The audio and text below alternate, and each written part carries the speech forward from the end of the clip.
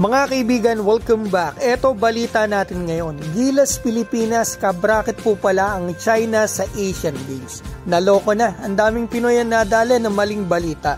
Bago kayo paliwanag yan, pampagana muna tayo. Media Day po ngayon ng NBA. Silipin po natin ang super team. Damian Lillard sa Milwaukee Bucks with Giannis, Antetokounmpo, Middleton, and Lopez. Super team din mga kaibigan ng Phoenix Suns. Andito po kakatrade lang. Bradley Beal kasama na si Devin Booker at Kevin Durant. Malakas din yan mga kaibigan ha. Pero pinaka-pinag-uusapan talaga ng mga tao dito sa NBA Media Day ay ang team po ng Miami Heat. Bakit? Si Jimmy Butler po kasi ay eto nagpa-parlor pa. Talagang nagpa-straight ng buhok. Emo ang style niya mga kaibigan at naka-makeup pa yan mga kaibigan na naka-eyeliner at may mga hikaw pa sa mukha. Last year mga kaibigan, ginulat din ni Jimmy Butler ang NBA Media Day nang ito nga ay biglang mag-dreadlocks. Pero ito talagang sa ngayon ang pinag-usapan yung naka-emo siya. Kasi barakong si Jimmy Butler tapos ganito yung makikita mo. Kaya naman po yung mga staff ng Miami Heat na makaharap siya ay talagang halos lahat nakangiti. Pero pinaka nakakatuwa talaga yung reaction ni Tyler Hero at Bam Adebayo dito sa kanilang pictorial with Jimmy Butler. Naluha na lang mga kaibigan etong si Bam sa tuwa kay Jimmy. At nasabi nilang po ni Jimmy Butler, "This is my Halloween." So ito po ang napakainit na balita natin sa Gilas Pilipinas dito sa Asian Games. Nadali ang mga Pinoy. Nung natalo ang Gilas sa Jordan, ang dami po nagsasabi na ito nagpatalo talaga ang Gilas para maiwasan o hindi makatapat ang China.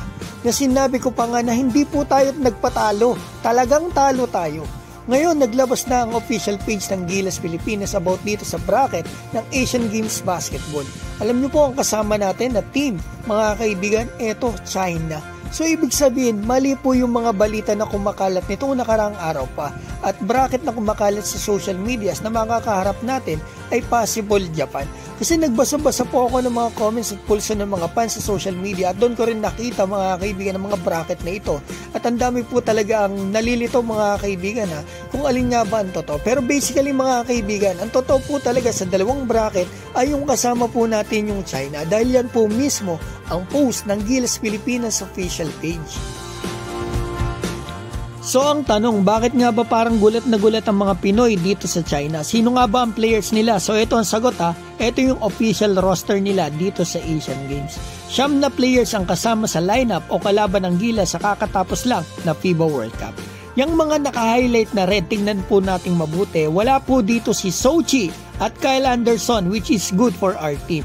Pero andyan po yung higante na sentro nila na si Eugene Q, yung dinakdakan po yan ni Kai Sotto ng FIBA World Cup.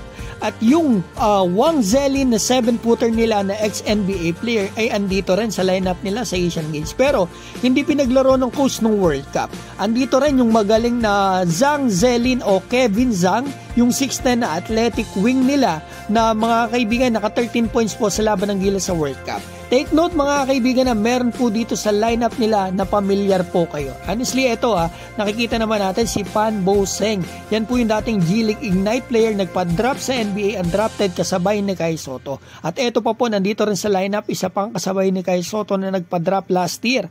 Yung higante na 7'3", si Yu Jia Hao. Mga kaibigan, pamilyar tayo dito sa pangalang Harold Yu.